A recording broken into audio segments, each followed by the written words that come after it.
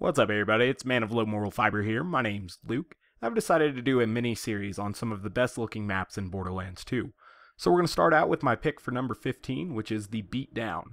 I don't really like this map for playing, but I have to admit that it is pretty. If you look around the Beatdown, you really get a sense that you're kind of in like a city slum. I really like this stuff off in the distance that has really tall buildings and really ugly buildings back there. That looks pretty cool.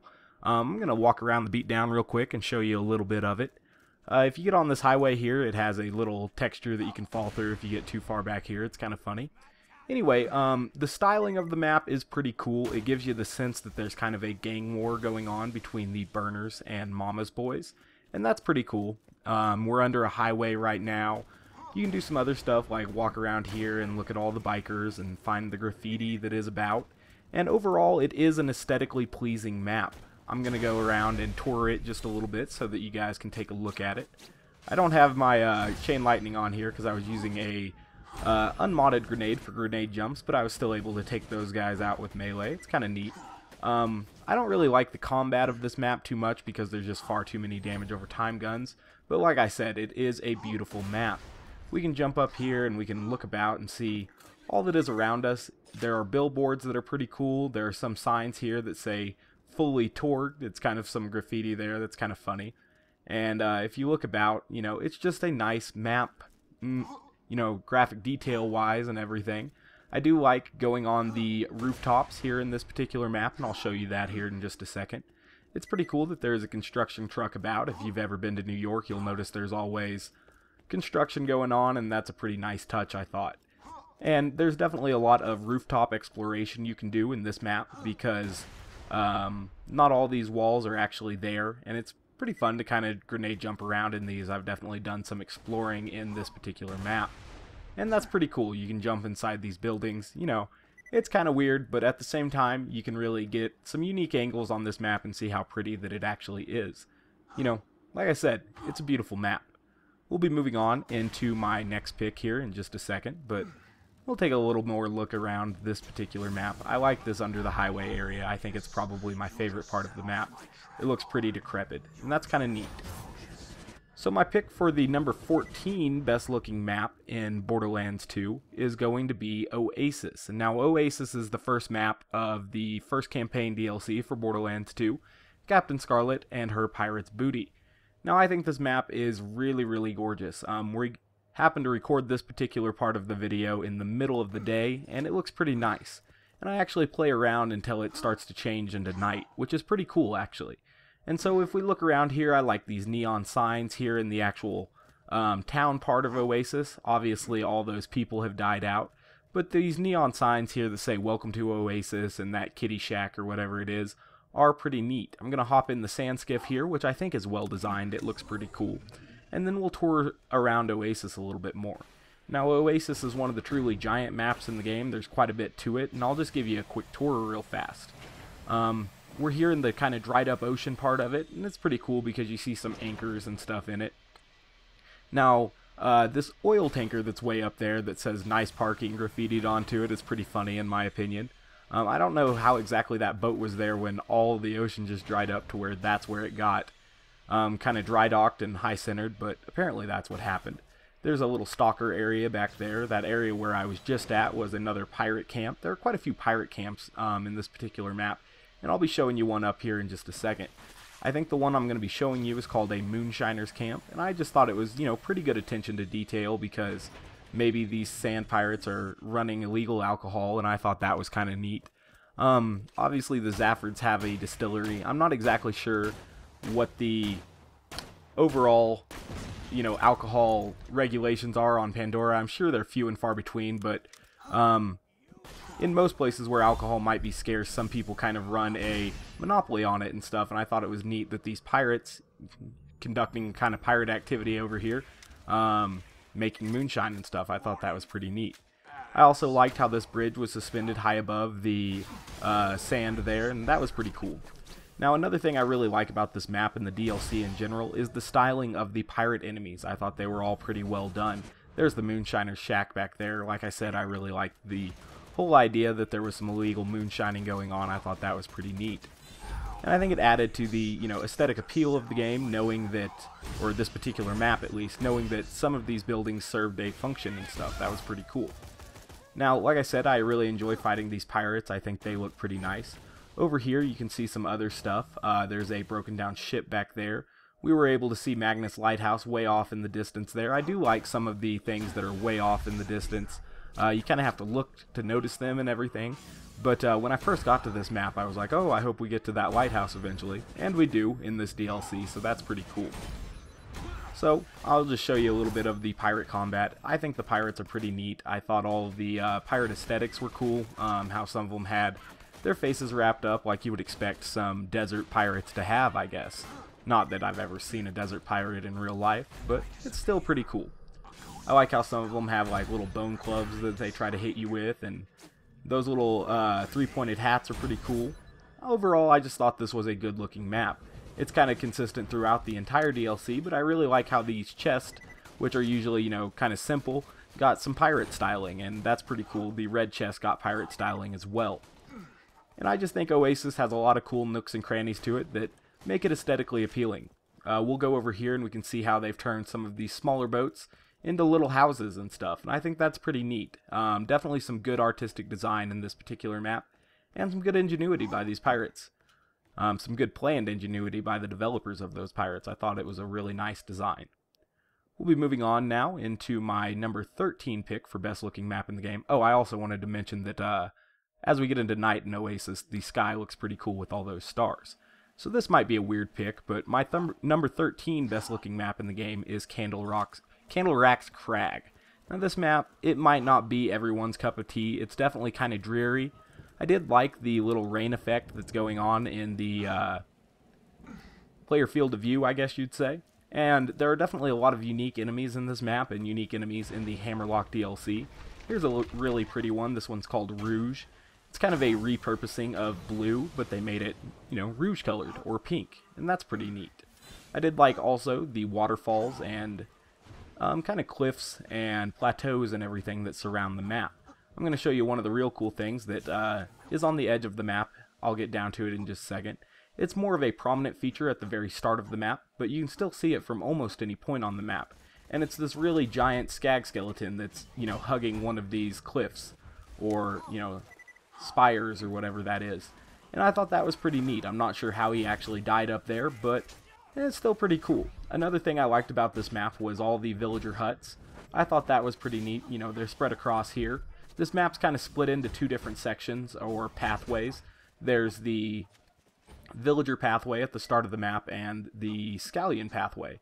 I also liked looking down into the big canyon or crevice that's down there as well. And I liked how if you got up here a little bit further, you'd get to the more elite warriors, and I thought that was pretty cool. The witch doctors often look pretty cool. We're going to stop here, slow down just a little bit to look at some of the villagers' styling and everything. If you look up here on this wire, they have some, I guess, animal skins that they're drying out, making clothes, and I thought that was a nice touch. It really lets you kind of see how these villagers live and everything. Also kind of cool in this map are these spores. Oh, I cut away too fast there, but those spores are cool little enemies. Anyway, as we progress towards the end of the map here, we get to see some more modern architecture and stuff, because obviously this is where Nakayama has crashed and kind of set up his camp and running his base of operations out of.